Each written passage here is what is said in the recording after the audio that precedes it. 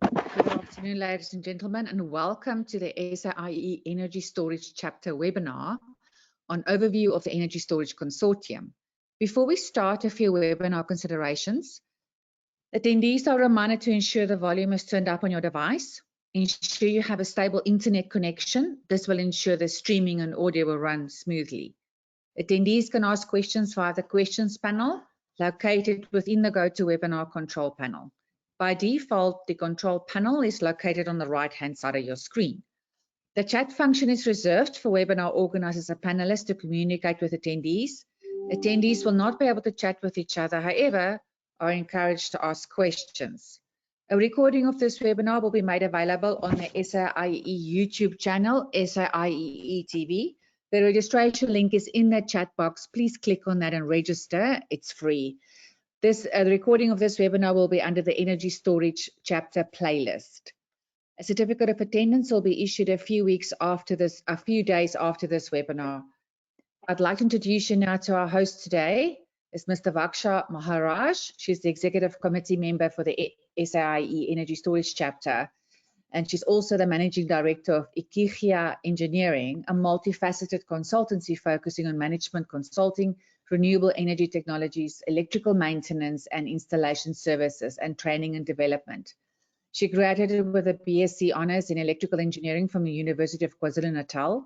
She's professionally registered with the EXA and holds several certifications in energy from the Association of Energy Engineers and the Green Buildings Council of SA. Vaksha has extensive experience in the energy sector, serving on several panels, and has written several articles for online publications. She serves with the Minister of the Gender Advisory Council and is active in the ESD panel. Passionate about educating young children, she founded IKI Kids, a business focusing on STEM education. The local schools are currently focusing on 2 to 5-year-olds. Over to you, Vaksha.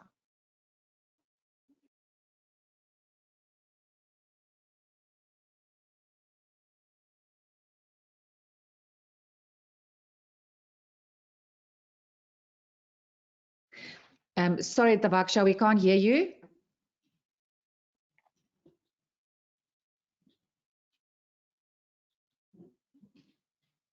Can you hear me?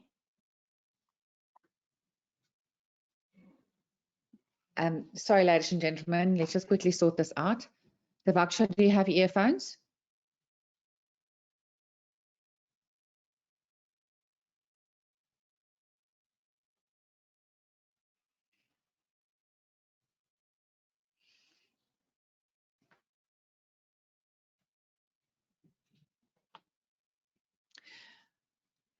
While we get Vaksha sorted out, ladies and gentlemen, I'd like to introduce you to our speaker today, our presenter, Professor Bernard Bladegroen, who's a Deputy Director for SAIEE.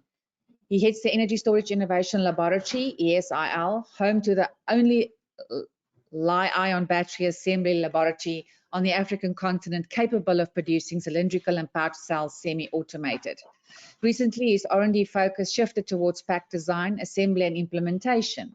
Between 2020 to 2023, Professor Bladegroen delivered roughly 50% of the course content during the Energy Storage Systems course at the University of Stellenbosch. For the last few years, Bladegroen has coordinated the national flagship program on energy storage funded by the DSI. Over to you, Prof. Bladegroen. Okay, it's time to share my screen. Show screen, that was this one. Can you see the correct screen? Perfect, yes. Please proceed. Okay, thank you. So yeah, good afternoon, everybody. I hope you can all hear me, and I hope you're going to enjoy my presentation. So today I'm going to speak about, obviously, the South African Energy Storage Consortium. But I will start with the table of contents. So a bit of the background about the South African Institute for Advanced Materials Chemistry.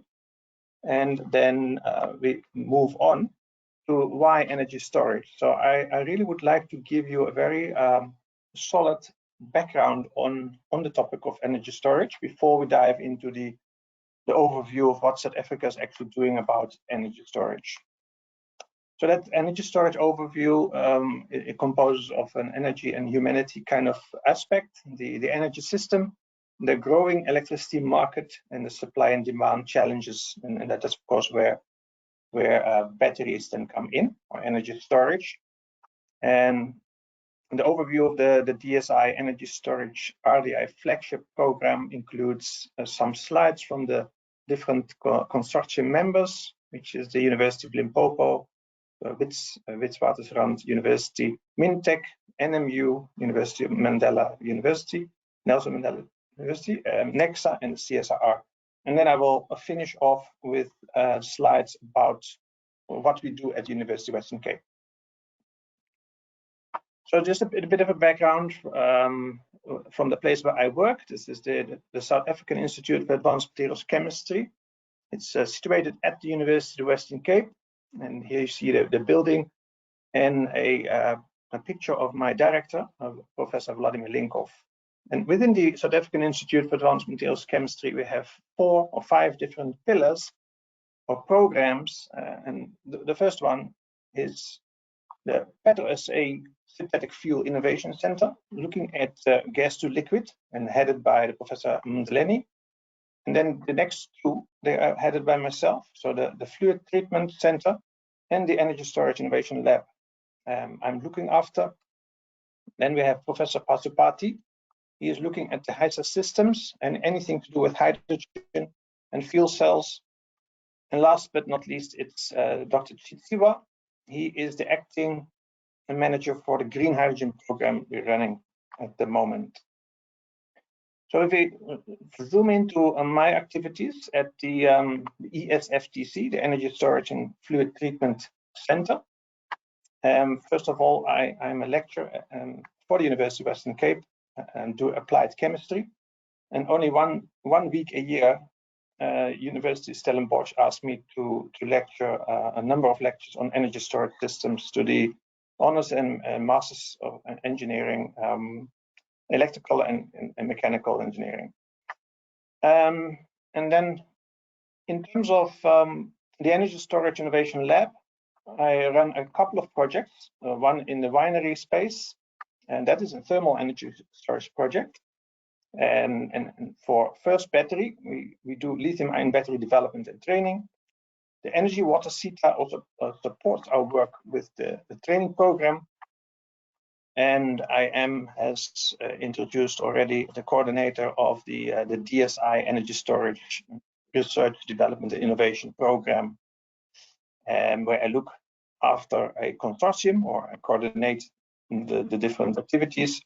And in terms of the fluid treatment, there is one project that's also relevant to the topics today, lithium-ion batteries, and that is within the DSI waste program.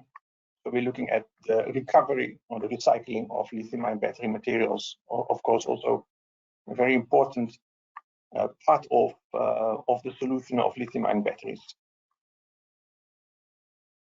So now we're moving on to the importance of energy. Everything evolves around energy in a sense. So whether you look at health, education, productivity, safe water, communication, energy is really central.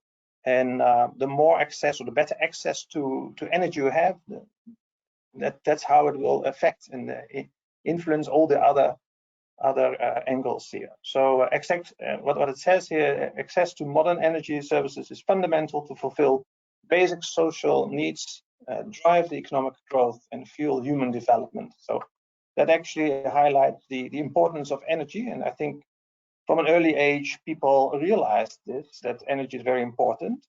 And energy was mostly derived, and it's still mostly derived from fossil-based fuels, unfortunately, in a sense, and you will find out why.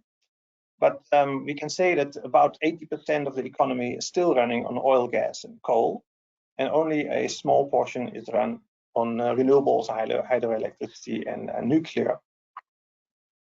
So even though there's a lot of attention these days to what is all possible with renewables, and the world is still run very much by fossil fuels. And fossil fuels are in fact ancient stored energy sources.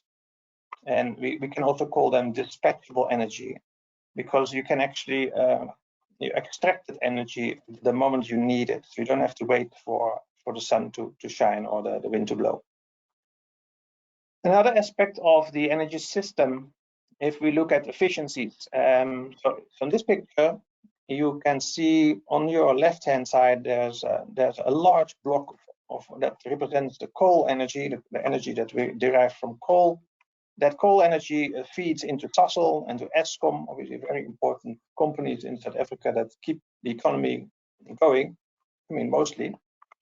And then you have a section for crude oil, renewable energy, and nuclear energy. And all these different energy sources, they feed into that, into the economy. And in those processes, enormous amounts of energy is lost. So specifically, if you look at the majority of the energy from coal is actually lost as heat. A large portion of SAIEE's coal is also going to heat. And the only useful energy that you see in the right-hand corner of the screen, that's the size, that represents the size of the starting energy, the whole green bar on the left. It's only about 10% that people actually using for heat. So that is the downfall of having cheap available resources like fossil fuels at your disposal, and there's not too much care taken of how to use that energy very efficiently. So the fossil fuel-based or fossil-based energy is used in a ridiculously inefficient way, as you can see. Now I would like to speak a bit about the market and specifically the growth of the electricity market. So why would the electricity market grow? So the first answer to that question is the population growth. So over the last hundreds of years, the world is harboring at this point about 8 billion people, and all those people, they need electricity, and every person that is added to that 8 billion also requires electricity. The second reason why we see a growth in the electricity market is that from a historical point of view, as time goes on, the oil or the barrels of oil equivalent per capita per year is increasing. So whereas people in 1960 would be satisfied with six barrels of oil per capita per year, in 2020 it more looks like 13 or 13. So as people, as time goes by, the amount of oil or the amount of energy per capita is going up, and that has to do something with this curve, which describes the Human Development Index as function of the electricity consumption. So the Human Development Index is a measure of life expectancy, literacy, education, and standard of living. And in general, people would like to move up. They would like to be more educated and they improve their standard of living.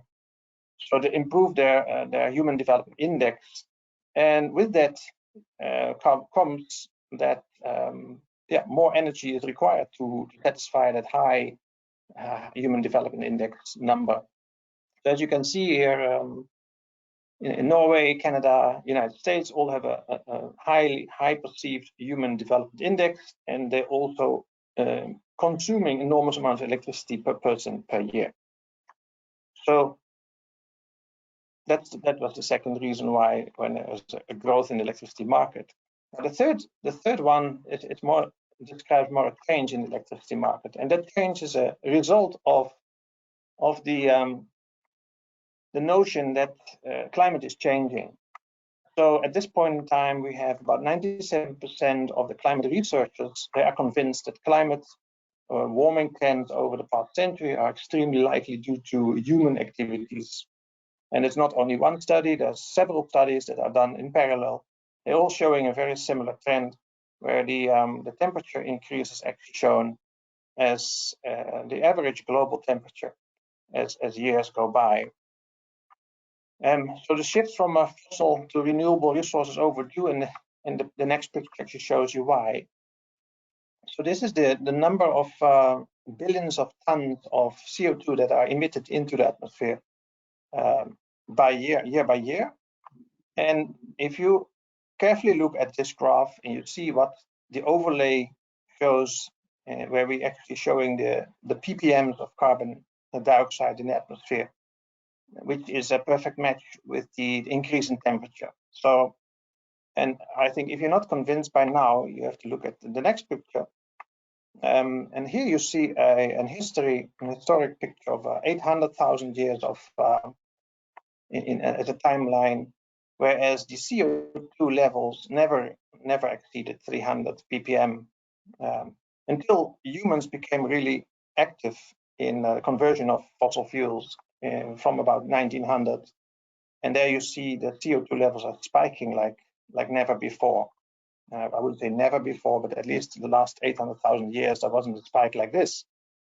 So again, scientists come to the assessment that since systematic scientific assessments began in 1970, the influence of human activity on the warming of the climate system has evolved from a theory to established fact. And this is a statement from the Intergovernmental Panel on Climate Change. So I think by now you should be worried in the sense that the climate is changing because of what we're doing to the atmosphere and the way we actually are using the fossil fuels. Of course, the use of fossil fuels is very convenient.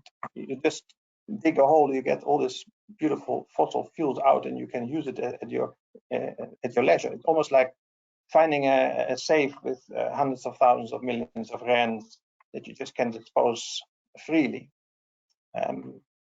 Yeah, so some people say that climate is not changing. It has already changed. So if you look at those figures that were presented at the G20 in India earlier this year, we can see extreme events such as floods, forest fires, and storms, and they all have increased quite considerably as time goes by. So, and this is prescribed to the amount of CO2 that we're emitting in the atmosphere. So that's one of the reasons why the electricity market is busy changing. People would like to get rid of fossil fuels, or at least transition and make the transition happen from a fossil-based energy system to a non-fossil-based energy system or a renewable energy system. One other thing that we see happening is that the the amount of electricity as part of the total energy needs. For instance, in 2000, it was about 10% of the total. In 2020, it's 20% of that total, and it keeps on increasing. And by 2050, about 50% or 45%, depending on which reference you believe, 50% of all energy that humans are using is in the form of electricity. So there's a definite switch, there's a shift towards the use of electricity rather than fossil fuels as a source of energy. Okay, so if we look at number 4, and this is to me the quite exciting one, because the previous ones are a bit doom and gloom. The fourth one really shows some hope.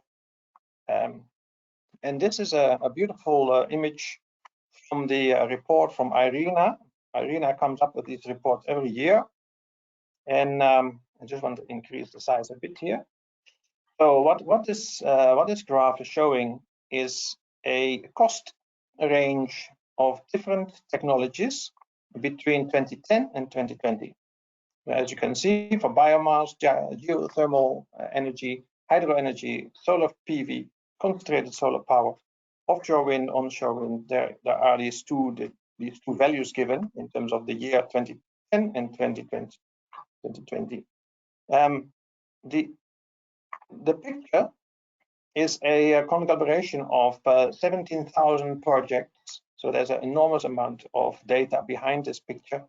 It shows the fossil fuel cost range. So the fossil fuel cost range is highlighted by this blue block you see here. Maybe you can just,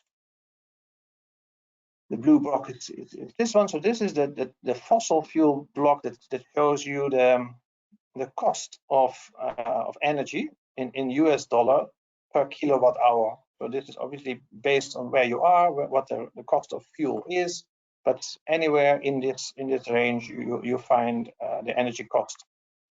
And underneath you see the different columns, the different colors, indicating what the weighted average, and the weighted averages are those numbers, and then the scale of the project indicated by the size of this, the blob that you see on the screen.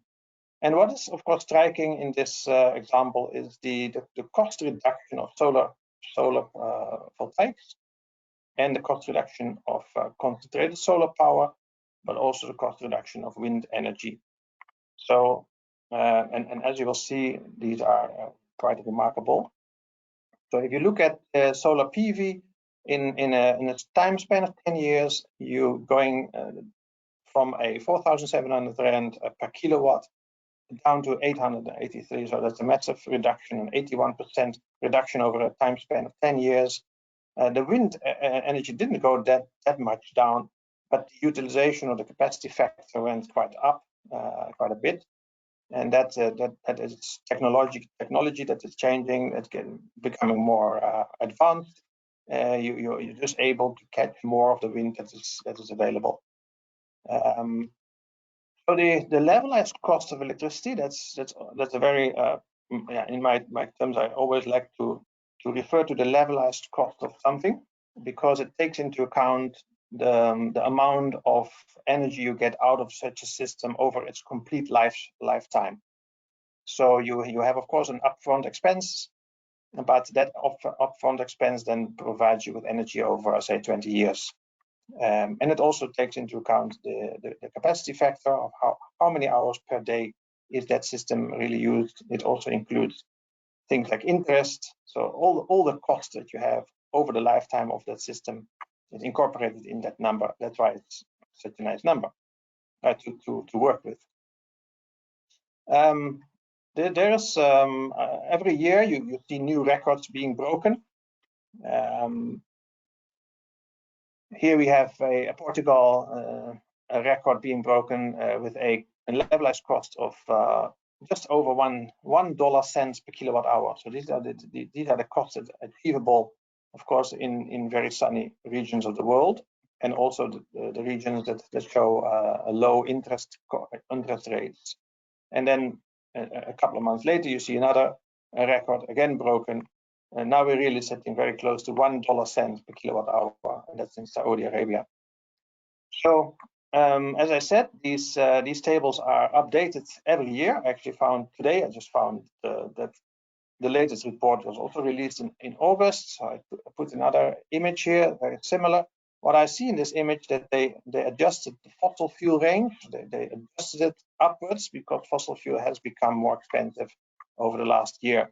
And immediately you see that many of those projects actually become really much cheaper than the fossil alternative. So even the offshore wind is just on the bottom of the fossil fuel range. Onshore wind, hands down, really the lowest cost of all, together with solar, which is also very much below the curve of the fossil range. So what we're seeing is that the cost competitiveness of renewable energy is really very much present. At the moment, you can say that this green line is definitely crossed the black one. And the black line is the non-sustainable energy costs, which are year by year would go up as a result of resources that may be found deeper away, deeper underground, or far in the ocean, or a high ash content or high sulfur content, and things, and legislation that becomes more pressing, carbon taxes and so on and so on. So that non-sustainable energy source is going up in price, while the sustainable energy source is still going down in price, and that creates a gap between the two that allows you to invest in energy storage. By the way, if you there's so many links that I'm showing here, so I just decided to share the document with you if you're interested. So the PDF version of this presentation has been emailed and can be shared, so that you can actually look at all these very interesting links.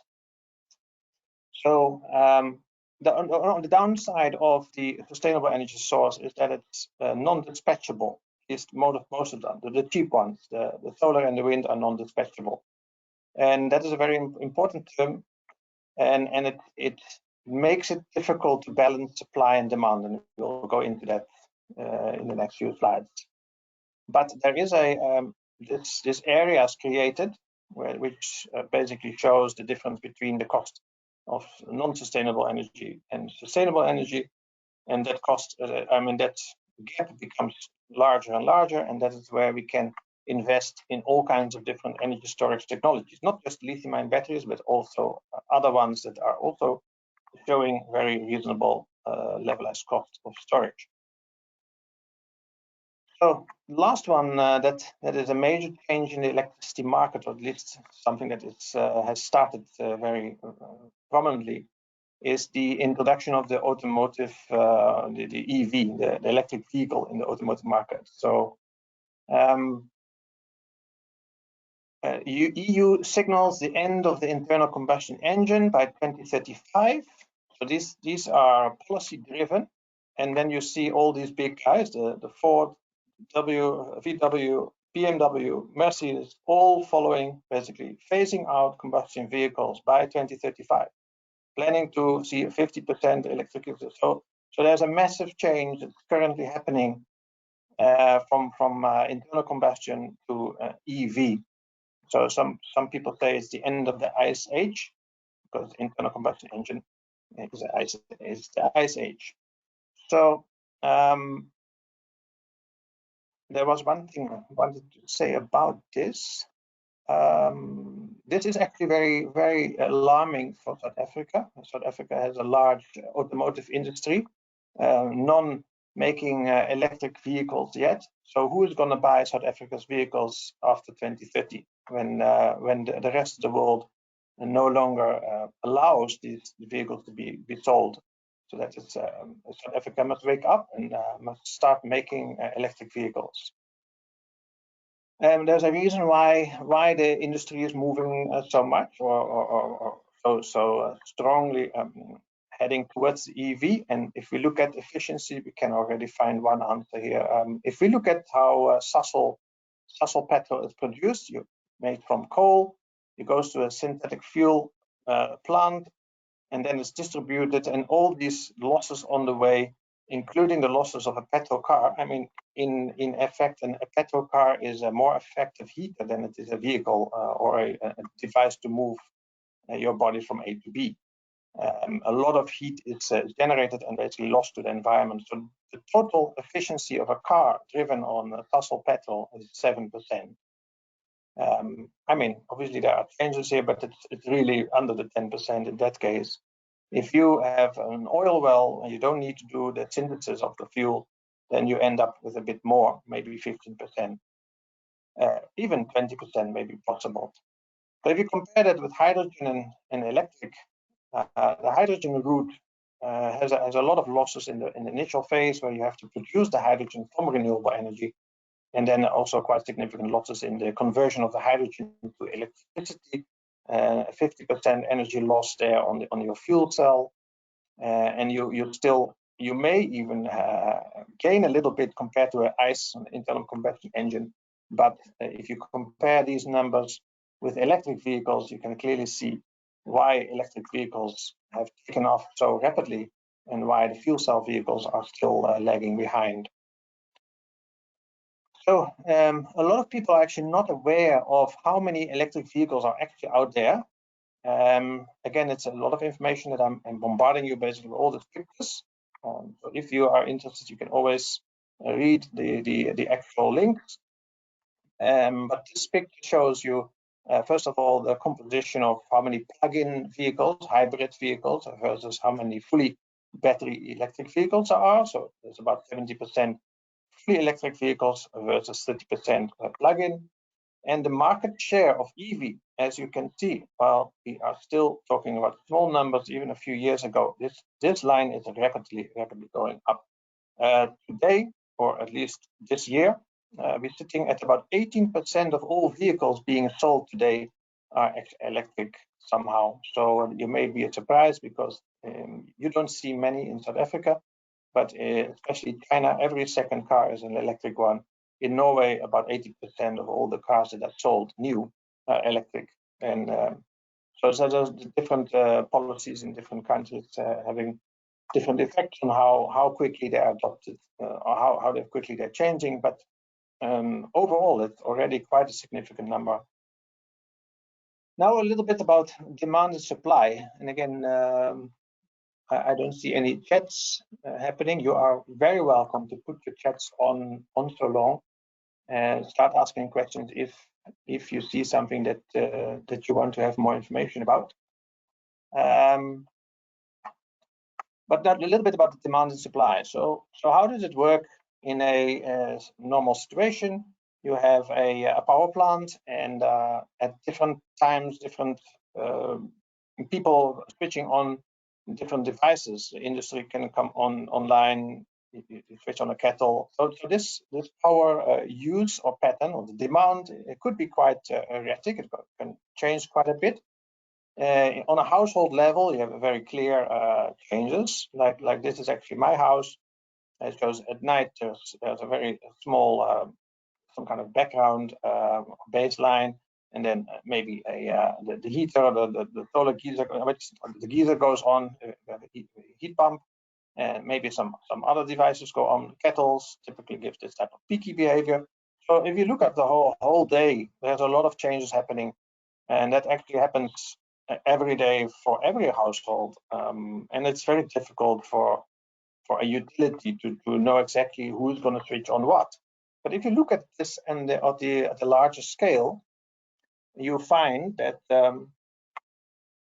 the demand is relatively constant and relatively predictable. So you may zoom into the actual line of a typical summer day, and you find some frequent, some changes there. Obviously, you're never really sure exactly how many millions of people putting their kettle on at the same time. But overall, it's actually quite smooth. So the demand is actually not really a big problem. This illustration shows you the base load plus peaking capacity and the total base load. And well, I was actually expecting this to be animated, but as the day goes by, the energy demand goes up, and the total power requirements of the country is that big yellow or orange ball is actually increasing as the time goes on, and then it stays stable and it decreases a little bit and it goes up again. So there's a constantly is the demand is met with supply, and that is in a normal country with sufficient electricity.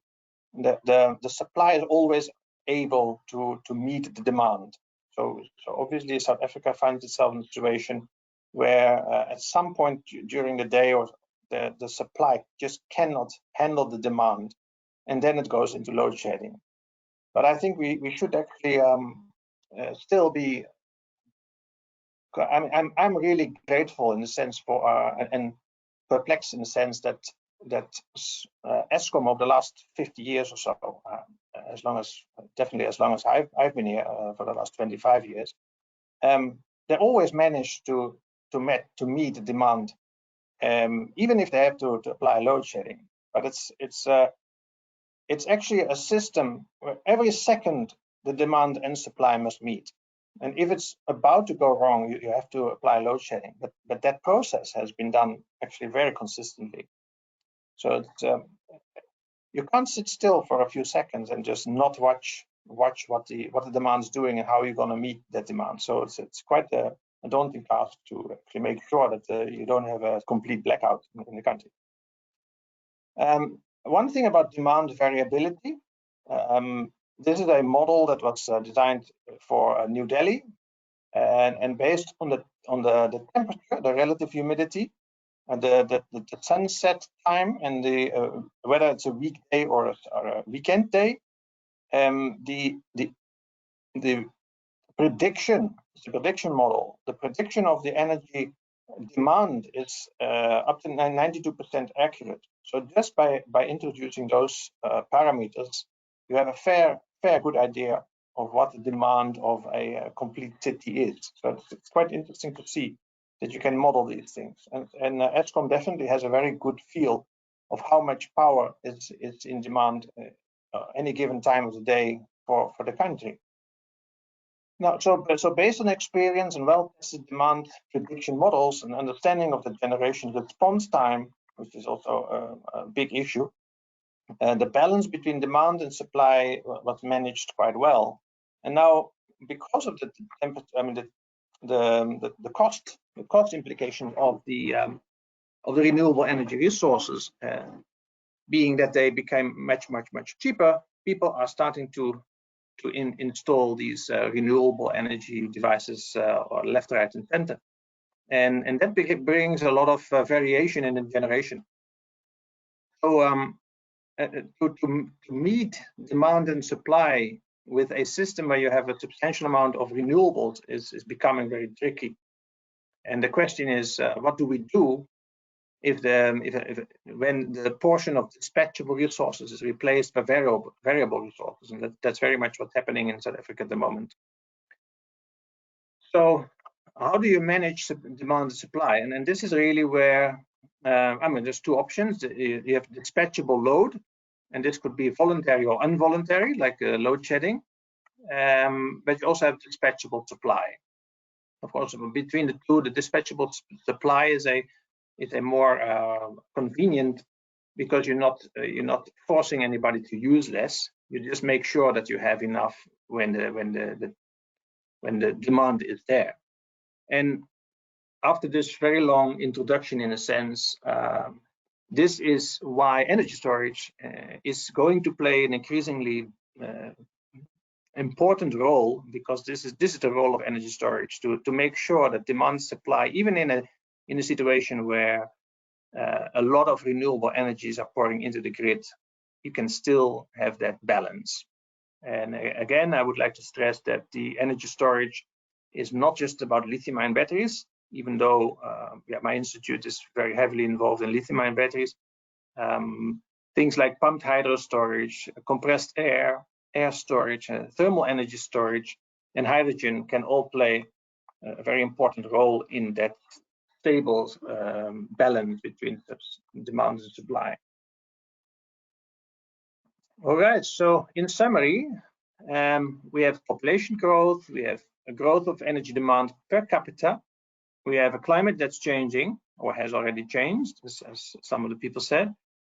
We have a move in the amount of energy, or the amount of electricity that we as people use. We have a cost competitiveness of renewable energy coming in, really making renewable energy far more cheaper than any other source of energy. The automotive industry is converting to energy or EVs. So all of these things, they're putting a lot of pressure on solutions that give you that stability. So solve the demand supply discrepancies with dispatchable loads and dispatchable renewable supplies. So this was of course picked up by the government in the sense that energy storage has become really important, and this was already about 10 years ago. If you look at the growth of lithium-ion batteries, it's really accelerating.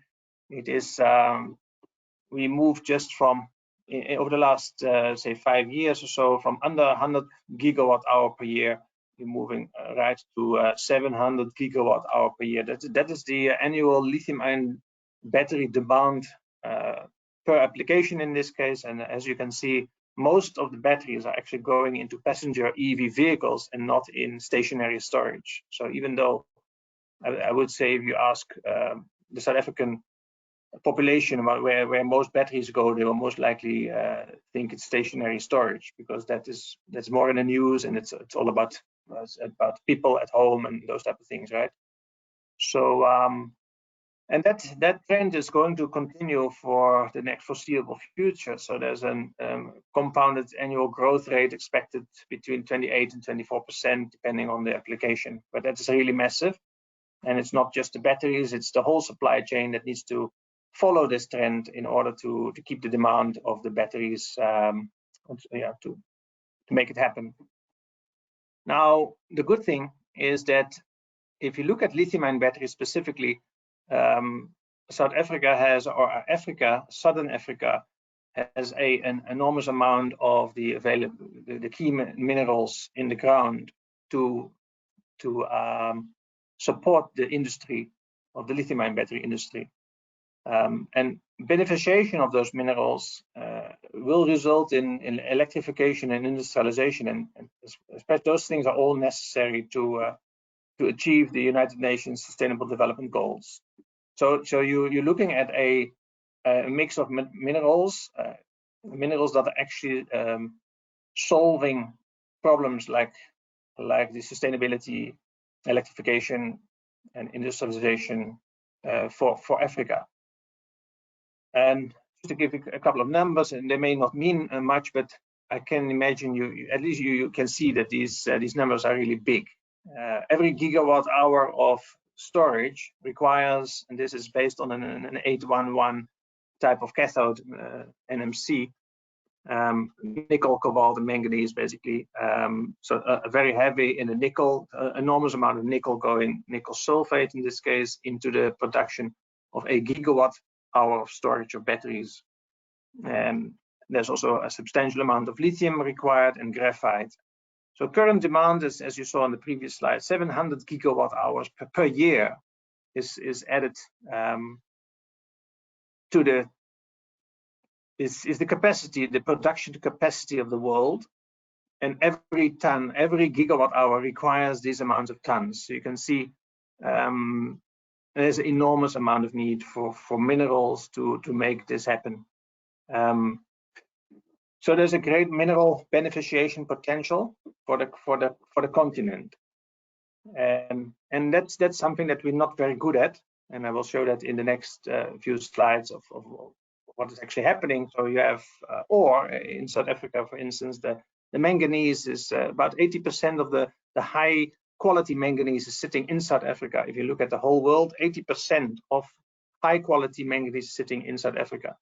So one of the key minerals in the batteries sitting in South Africa. And what does South Africa do? They just dig that ore up and they put it straight to the ship and they go to China for processing.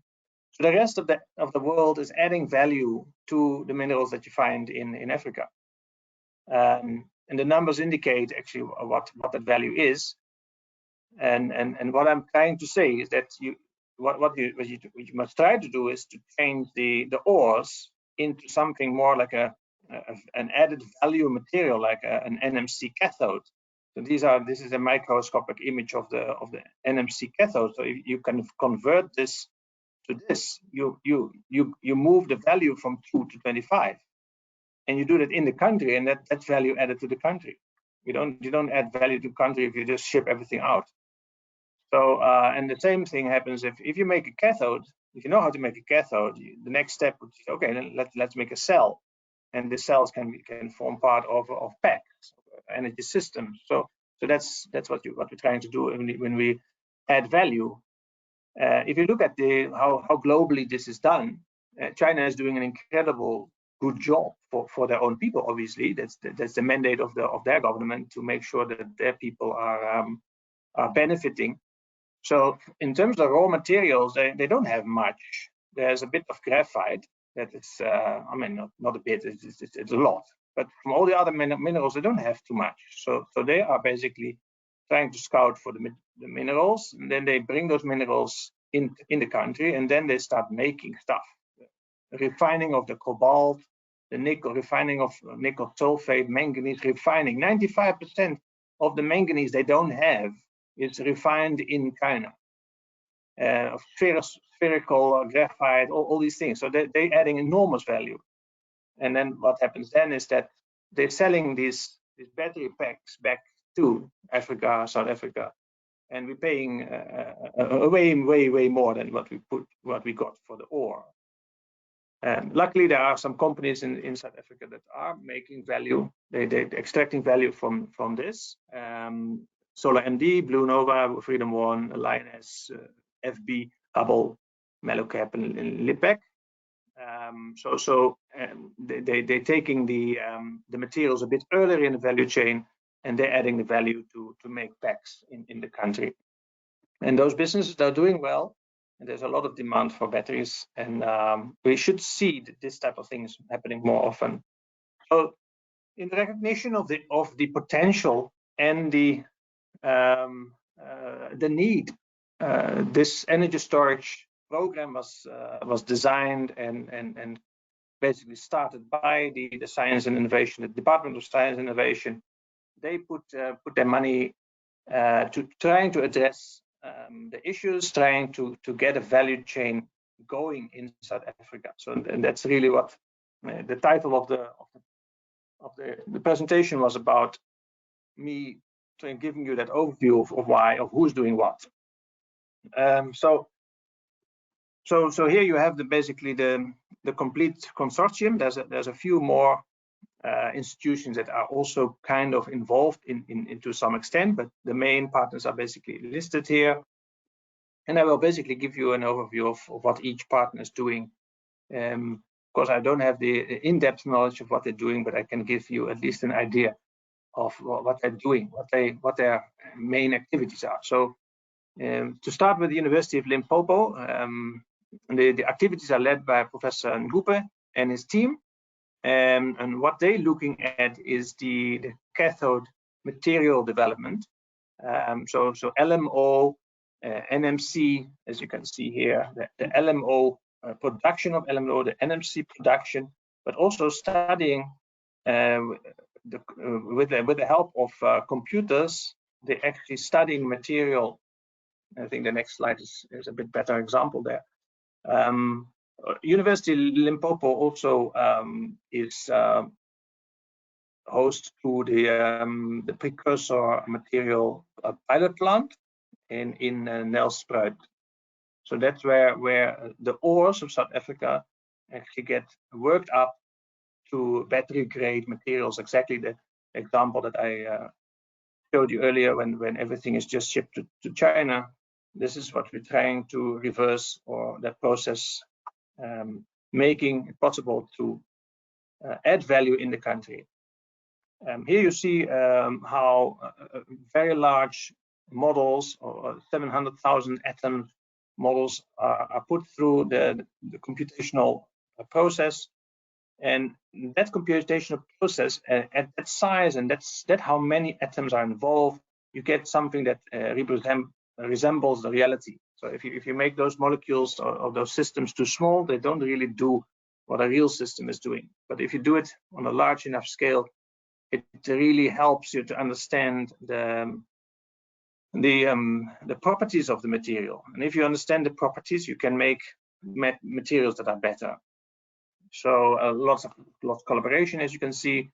Argonne National Lab has been a very important collaborator also for ourselves, and also some Chinese companies and local company, Manganese Metal. So the combination of the work with industry is very important, because in the end of the day, it shouldn't just stay with a university. This needs to be commercialized and turned into some big business. So this particular model has been critical in understanding the failing mechanism of LMO. LMO is a potentially very low-cost cathode for batteries, but they tend to work for a couple of hundred cycles at most, and then they fail.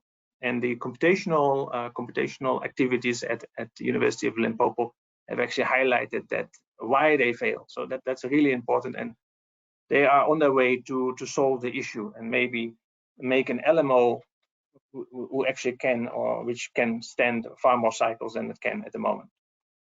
So LMOs is lithium manganese oxide. It doesn't have any nickel and it doesn't have any cobalt, and those ones are the more expensive metals that you try to not put in if it's not necessary.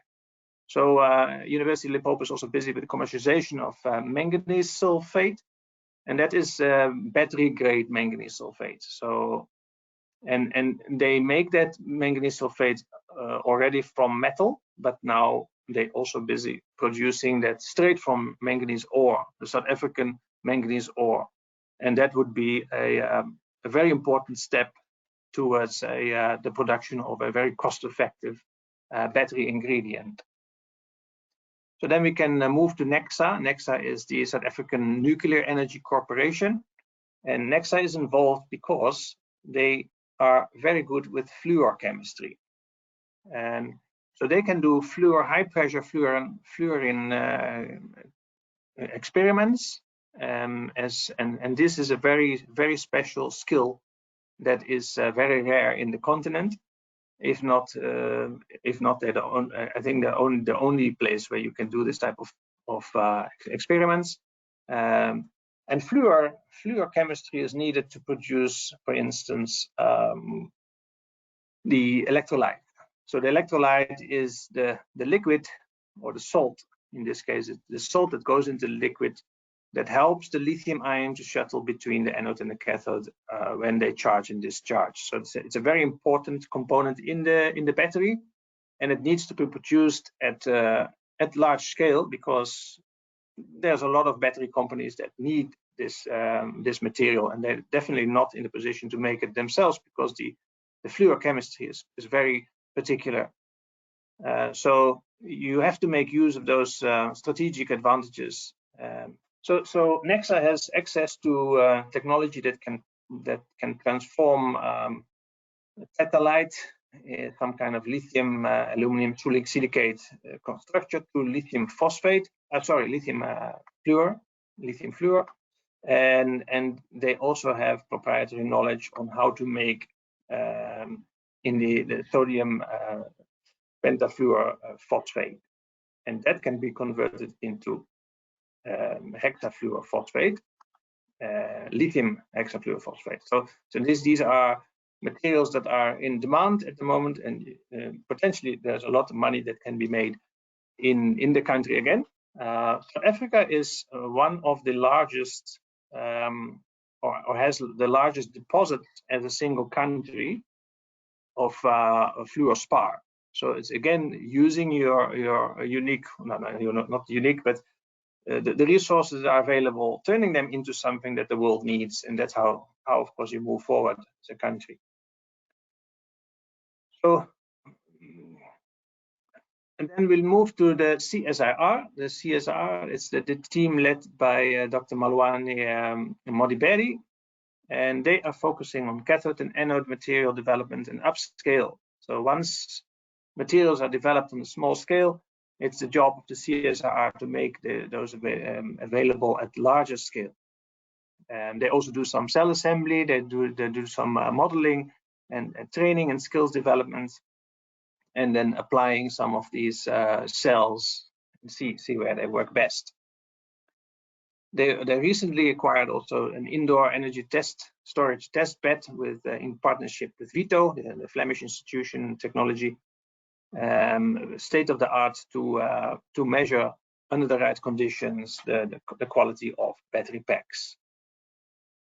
So which is involved in, they actually have been involved in quite a bit of lithium-ion battery research as well. But recently, Professor Kenneth Uzomena, he is involved in the development of zinc-air battery development, of zinc-air batteries. And there's a good reason for that.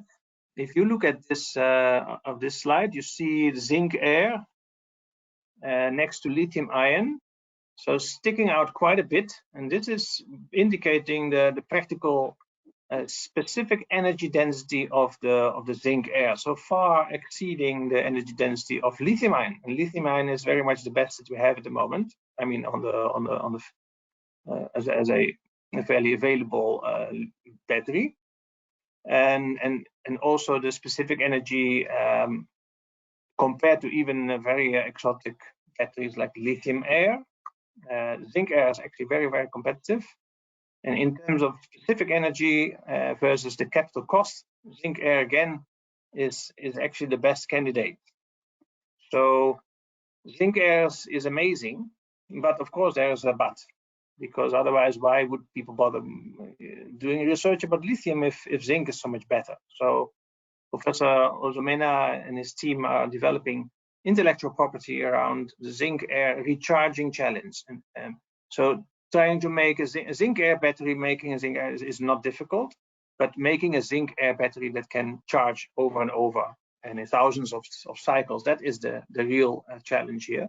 But if you manage to get a breakthrough in that type of, you found a solution, and if you find a solution for reversible charging of zinc air battery, then you are, you don't have to do anything for the rest of your life, and your future children, they don't have to do anything.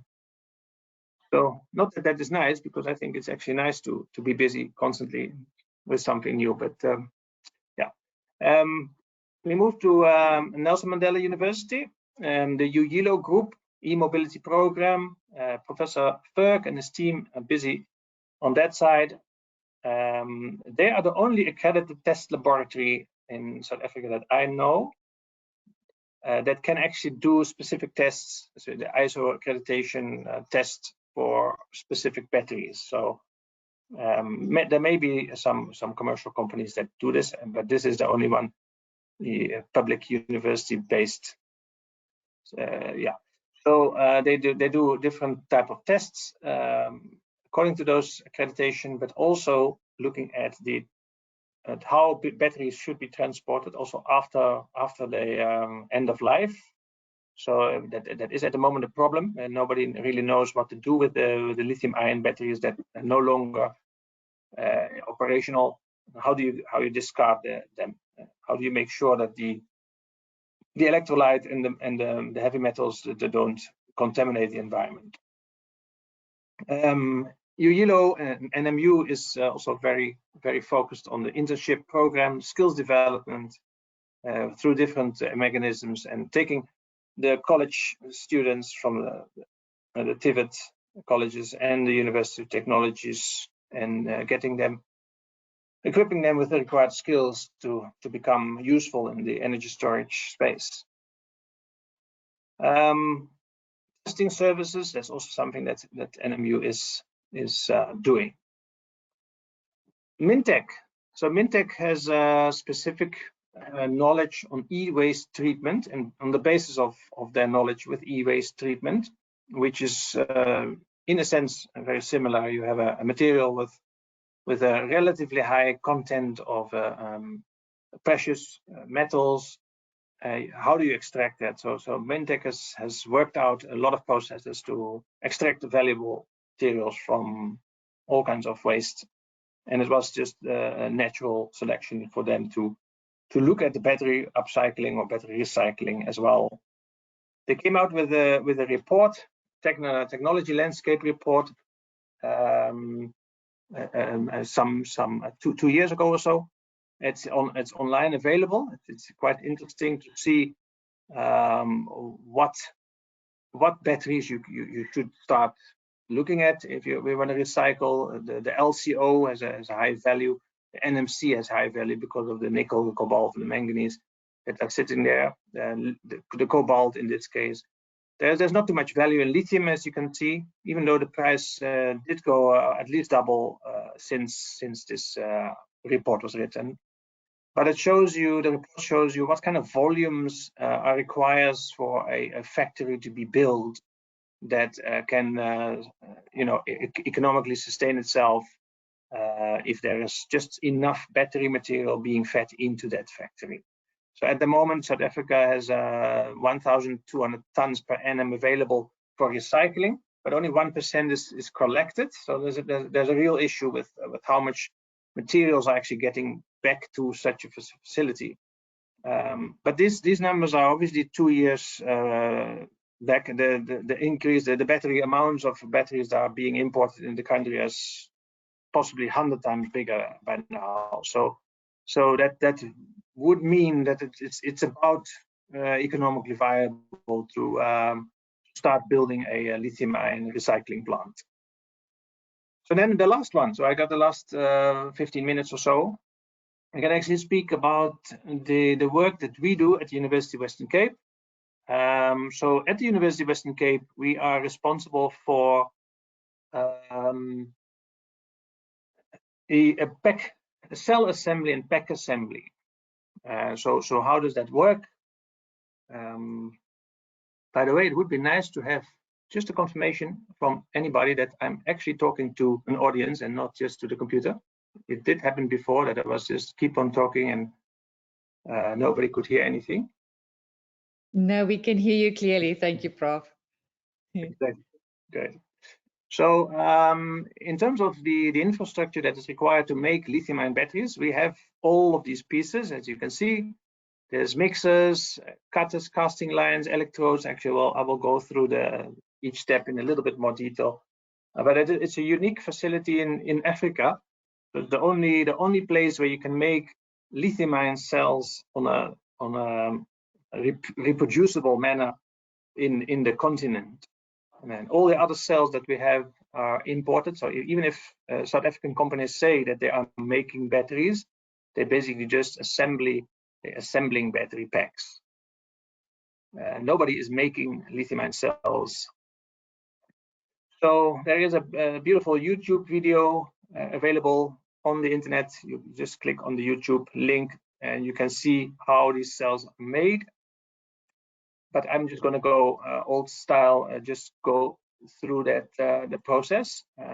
We first start making inks. The inks are basically the slurries that you can cast onto electrodes or current collectors. So you have a mixture of graphite, water, and a binder as an anode, and a mixture of NMC or LFP. It doesn't really matter too much. The LFP is the lithium iron phosphate, whereas the NMC is the nickel manganese cobalt formulation that you can choose from if you want to make lithium-ion batteries.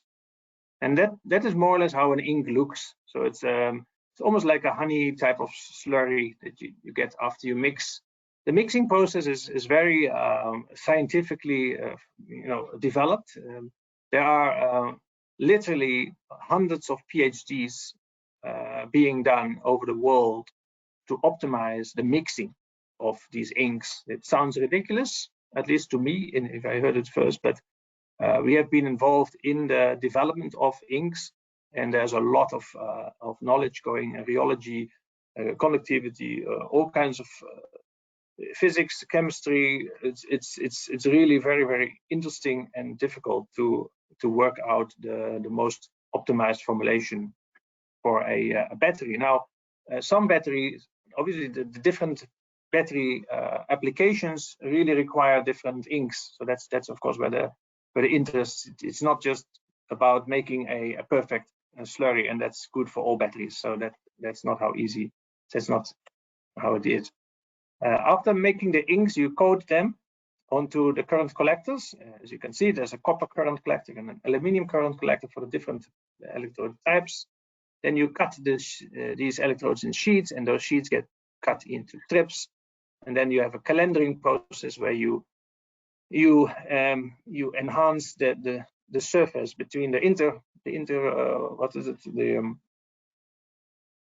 surface of the coating onto the substrate. The interface, basically make the interface very close, so that the conductivity of the electrode is improved. And then you add tabs to the strips, and after that you can wind your electrodes into a jelly roll. And the anode and the cathode are separated by a separator. The separator allows lithium ions to cross through, but not electrons. So that's why you have a battery that is not where the anode and the cathode are not short circuits. So the wound product goes into a cell casing, and then you can see already how the battery starts forming. That cell casing is then filled with electrolyte, the same electrolyte that Nexa is trying to make, in a dry room. And the dry room is, of course, very dry. It's the relative humidity of 1%, which resembles more or less a -40°C dew point. Then the final cell is made when the cell is sealed, hermetically sealed. Obviously, you can't have any holes there, because then your water will penetrate inside the cell and mess up the electrolyte. So then there's a picture of the final cell. So the final cells can get charged. So we have many of those charging points, and then you can test. And voila, we can see that the Samsung cells that we used as a benchmark, they actually perform very, very, very similar to the cells that we're making in that lab. So great results.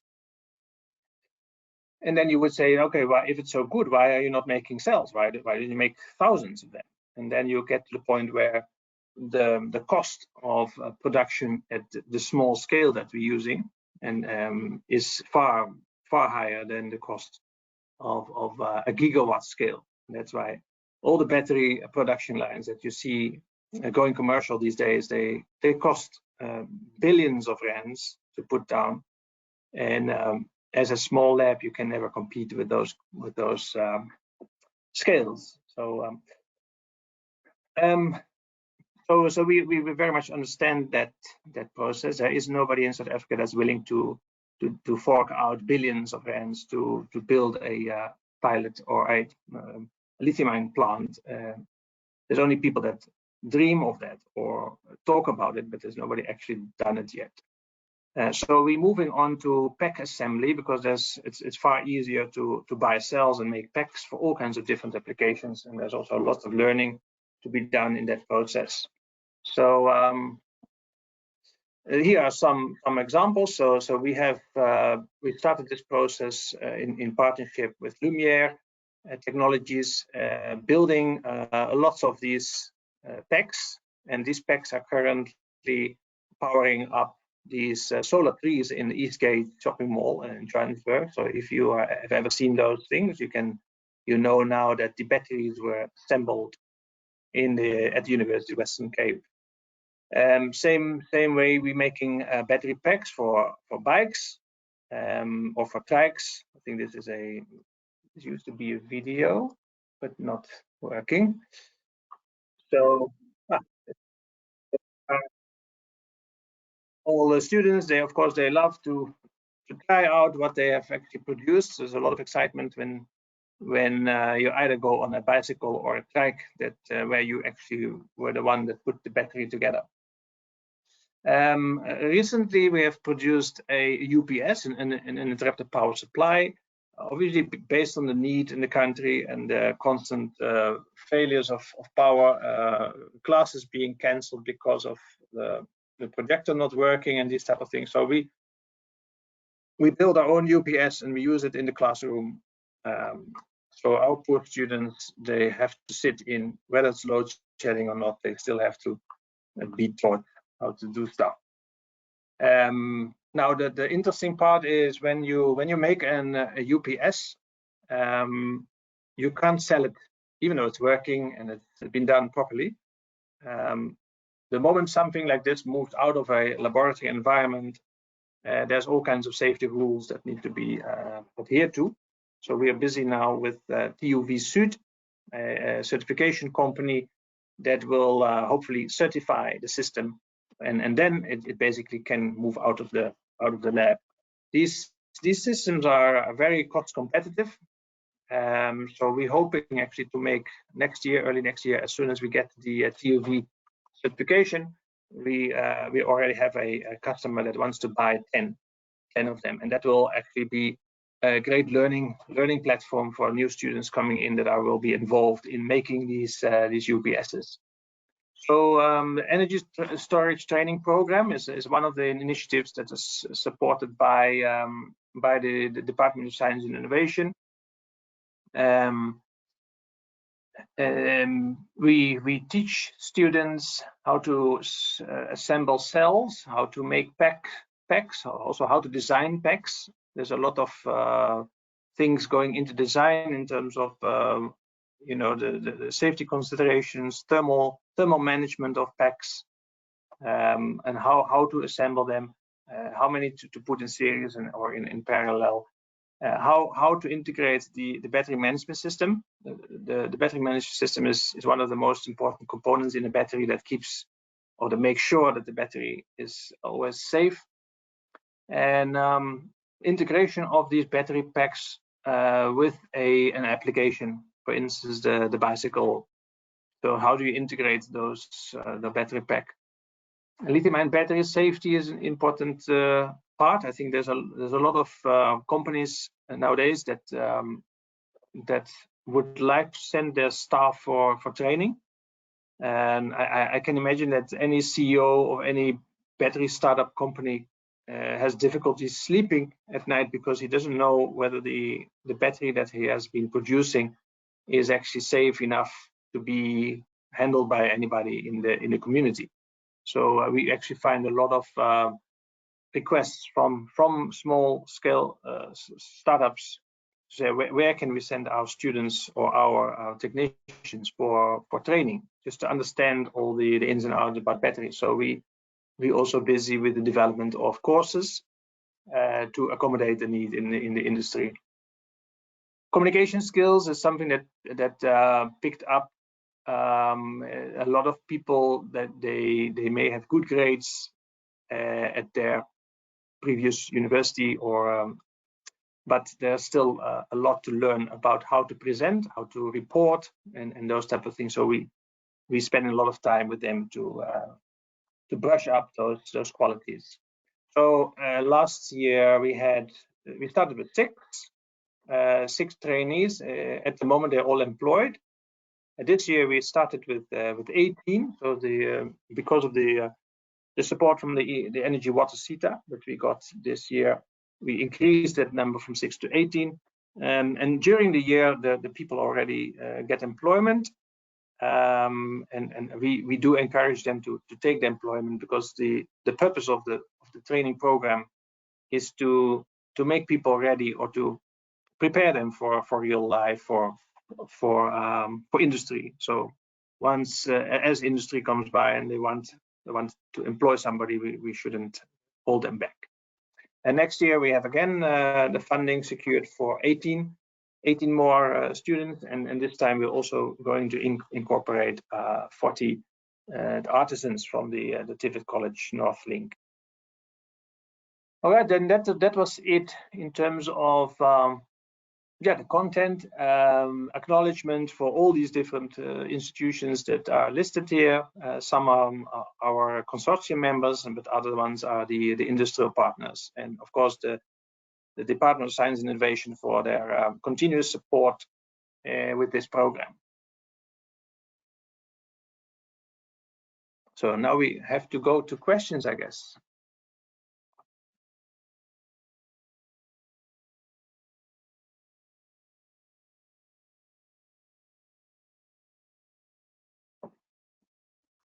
Sorry, Davaksha, do you still have audio issues there?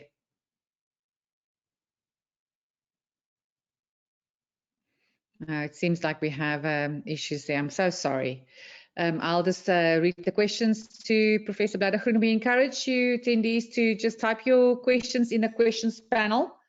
Prof. Bladdergroen, we've got a question here from Vernon Akir. With regard to the reduction of cost of solar over time, does this include or exclude storage? Yeah, okay, that's a good question. The reduction of the cost of PV is something that happens on its own, and it follows the similar trends as you see in the reduction of the cost of batteries. So the more panels are produced, the larger the scale of the company, the lower the cost of those panels become. So it's both the panel cost that's going down, but at the same time you have a drastic reduction of the battery cost as well. So I actually have there were a few slides towards the end of the presentation that were just after the acknowledgement that showed some cost reduction of because I always anticipate this type of questions. I can actually just read it from the slide here. So since 1991, the commercial introduction of the lithium-ion cell, the cost has reduced 97%. So that is really drastic. I mean, you see similar cost reductions for PV. Because if you go long enough back, it's also 99% cost reduction over time. But it shows you that these cost reductions are still happening. And last year was the first year that the price went up, but that was a hiccup in the supply of lithium. The lithium price went, I think, 6 times up, 600%. So that had a bit of an impact on the cost of lithium-ion batteries. But that the lithium supply chain issue has been solved, and it's really just because one of the components in a lithium-ion battery, if there is one component not enough available, then the price goes up. So all these components have been put back into production, or has been extended, and new factories are coming on stream on board. So the lithium-ion battery price has gone down again from 2022 to 2023, and it's expected that still continues to go down, specifically for LFP, where the LFP is a very low-cost battery, in a sense that there's only lithium, there's iron, which we have enough of, and there's phosphate, and that we also have enough of. That is so intrinsically the materials in that battery are cheap, and that means that with time we're getting closer to the cost of materials. So I'm still expecting the LFP battery to go down. So it's just keep on looking better and better for the whole renewable plus storage situation. And I think the industry is reflecting that there is an enormous amount of batteries being installed and PV.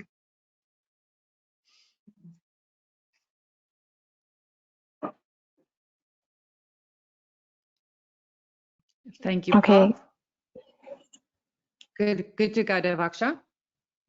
Okay, so I think everybody can hear me now. Sorry about the audio issues. I must apologize about that. So, Prof, the next question is, I am also interested in recycling and waste management. Are there long-term plans in place to manage waste in the long run, as we know that energy storage is in demand from now onwards? Yes, also a very good question, and I think the South Africa is not. No, I must say that we had recently meetings, and with the DSI, it has been raised to the attention. We have been made aware that there is a strong indication that they really want to support recycling. In the end of the day, the recycling mining, what they say is mining from a battery, or a battery is a far better source to mine than an actual mine, because all your materials that you're interested in, they're already in great quantities or concentration available. So if your pool of batteries is large enough, it becomes the cheapest way to recover, to get your new resources. So especially countries that are less endowed with resources, specifically in Europe, they have a very strong drive for recycling. So every battery that comes in is not just a battery that they're using, but it's basically a bit of resource that they will use in the years to come. Big program in America, billions of dollars going into recycling projects. We're working with the Argonne National Lab, and they are putting an enormous amount of money into that. And we're running our own programs as well. So projects. So there is a DSI waste roadmap program, also funded by the DSI, who is looking at recycling different levels.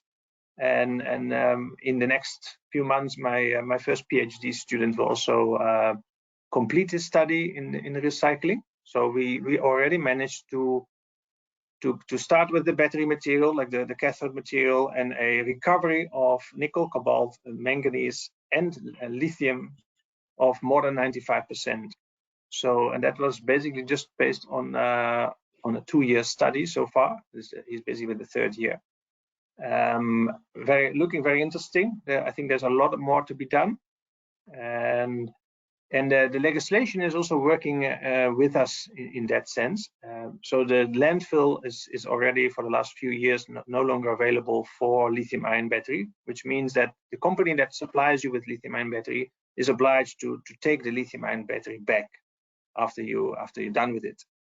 And those companies are piling up their lithium-ion now. And it's a risk, it's a safety risk to pile up used batteries. So all of the companies that are selling batteries at the moment, they're all looking for solutions. They're looking for either thinking about making their own recycling facility, or to send it for outsource to outsource this recycling to a reputable company that can deal with the hazards that come with it. So quite a good future for recycling, I think, in South Africa. Okay, now that's actually quite positive, and perhaps maybe because this webinars are a series, we can start looking at including that as part of one of the topics, Prof. Yeah, good. Something we can consider.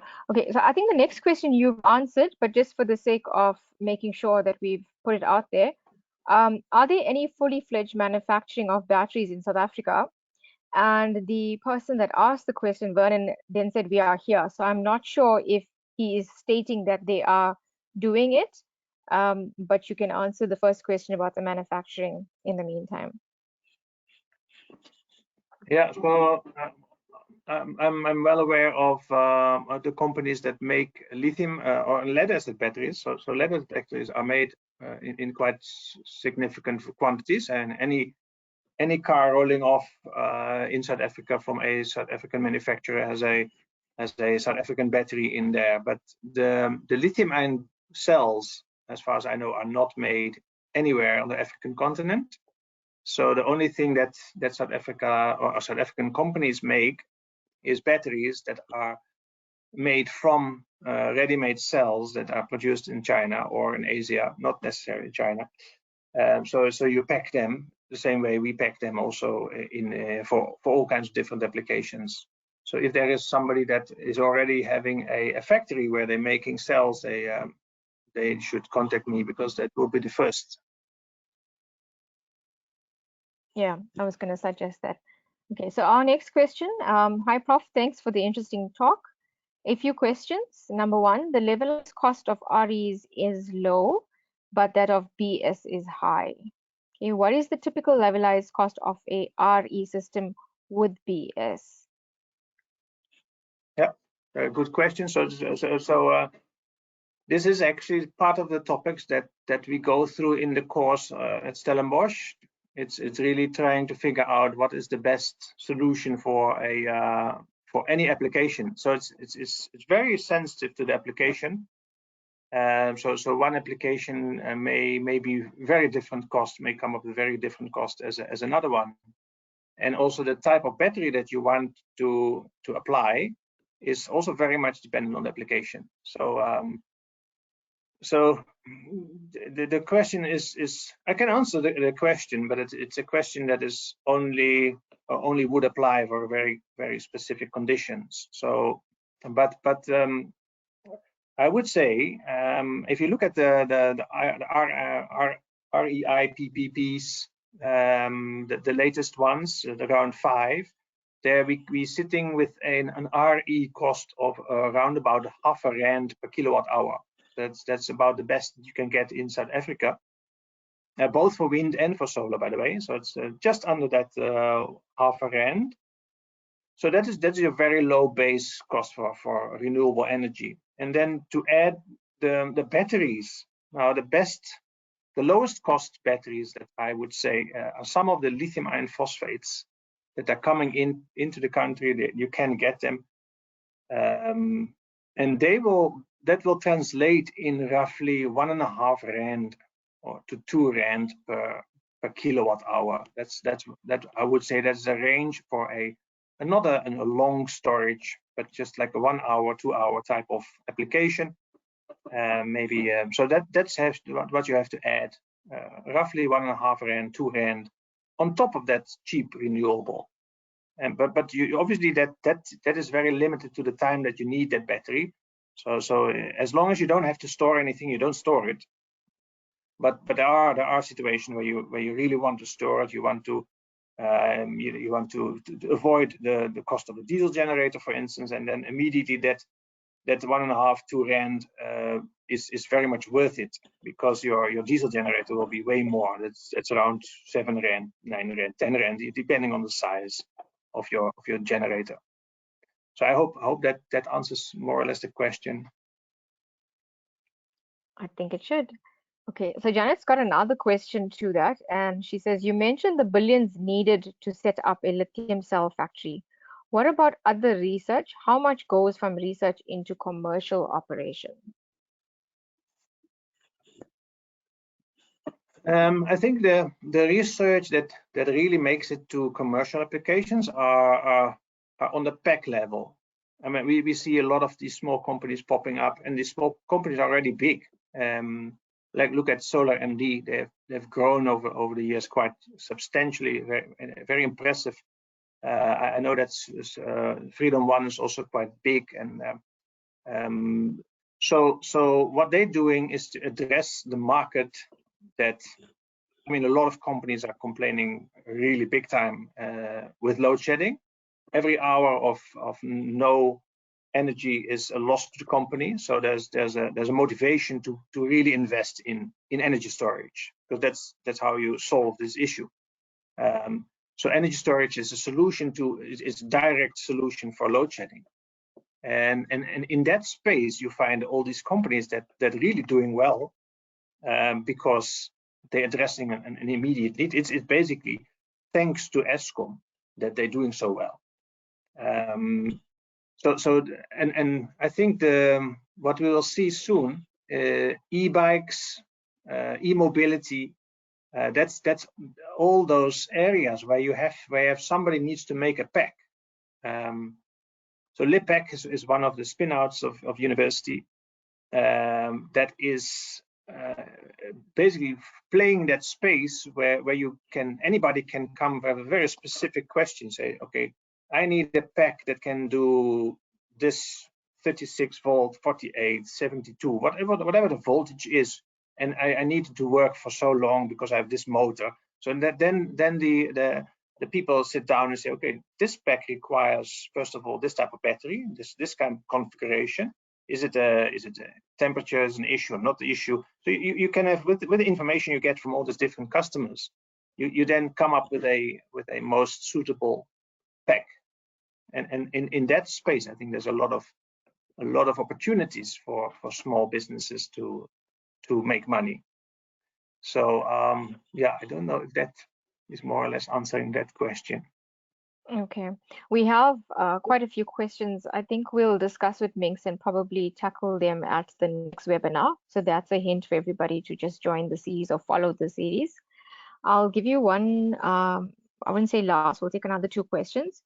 Is there a national strategy to develop the battery industry in South Africa, or is there focus only on the academia? If there is a strategy, how long will it take it to get to international competitiveness? Yeah, very good question again. So it's definitely, the DSI is very clear when they started the program that they will not support any academic work if there isn't an industrial partner behind this or joining in, or you know. So our work was supported straight from the start with Metair, and also later on with First Battery. So that's an international company, or not an Metair is international, but it's an industrial company that supports because they know this is the direction that as a company we want to go in. We want to grow in. We see that the lead acid battery market share is quickly going down. We have to do something. So there is all the work that we do as a consortium has an industrial partner behind it that is driving the commercialization of that activity. So I think that is how this program is definitely differentiating itself from a typical academic program. And then the question of how that exactly works now, what I tried to show in the overview of the consortium, that each consortium member is basically tackling a specific problem within the battery chain, the value chain of the battery. So, for instance, University of Limpopo is focusing on getting the ore out of the ground. They're not getting the ore out of the ground, but to transform that ore into a battery ready or a battery grade raw material. And that is absolutely necessary. It's for all the components. You need to start with the resource that you have in the country, work it up to something. You don't even have to make a cell yet, but at least make the material, sell the material that has added value. Stop selling everything that's just coming straight out of the ground. It's just such a waste. It's a shame, really.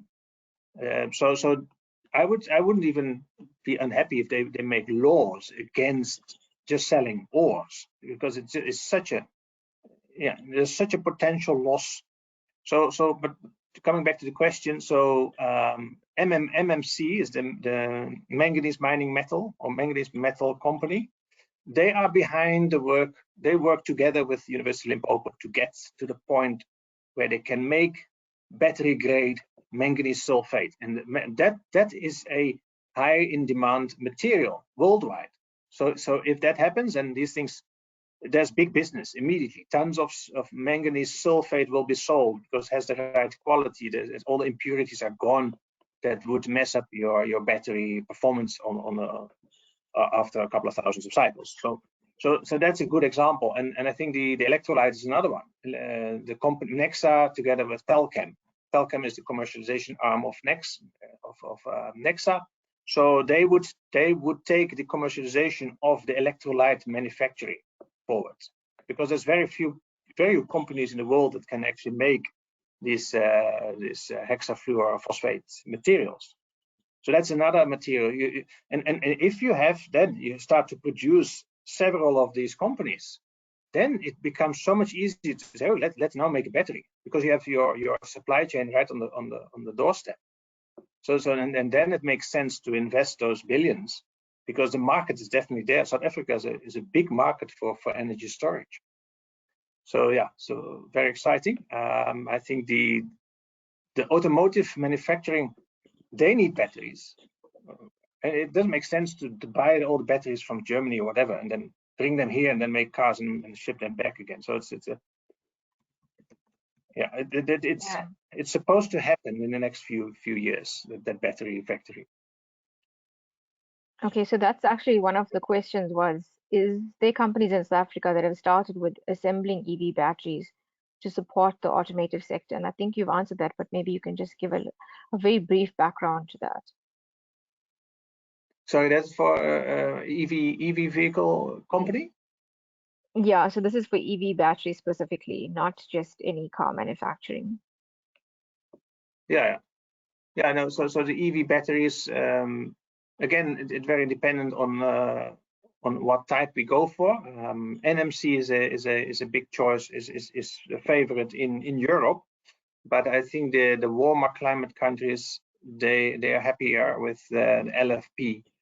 So, but again, it really, for instance, the company Mellowcab, it's a small delivery vehicle. It also needs an EV battery. So 48 volt battery that they made in South Africa. I think they have outsourced it now again to because there's some issues with it's not that straightforward always. Just to assemble a battery and it works for the next 10 years without problems. There's vibration issues, there's contact issues, and those type of things that you don't want to have if you're just starting a company like that. But yeah. Okay, so I'm gonna just take one last question. If you've done such an investigation, what would be the minimum viable plant size in perhaps gigawatt hours per year for a competitive lithium-ion cell manufacturing in South Africa? Yeah. So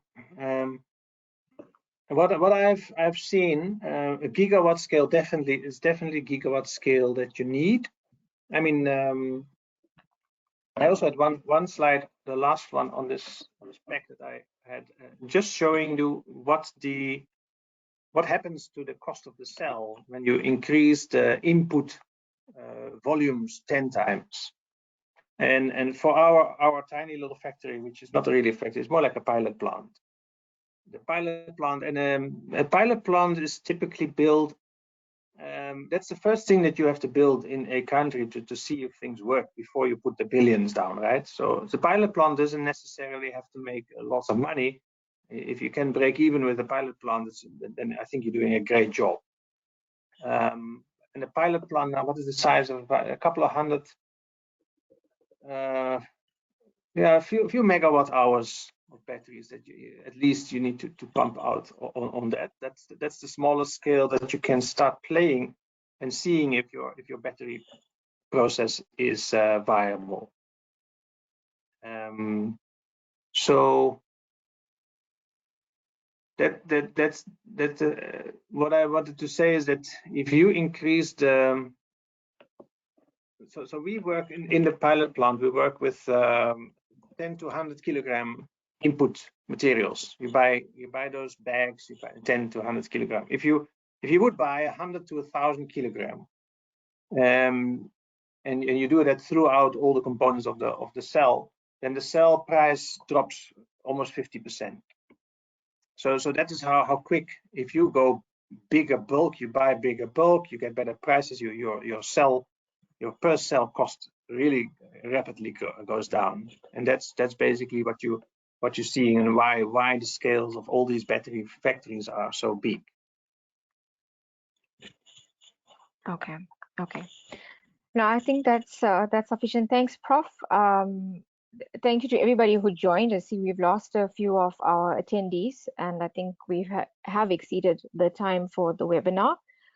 Please follow the SAIEE page. We will be posting updates, as I mentioned, and I was going to say in my introduction was that this is the start of a series, and we can see from the questions, Prof, that have been asked towards the end, they thanking you and they asking for additional information to be in a presentation of this kind. So I think the need of this information is very relevant in the space that we are in.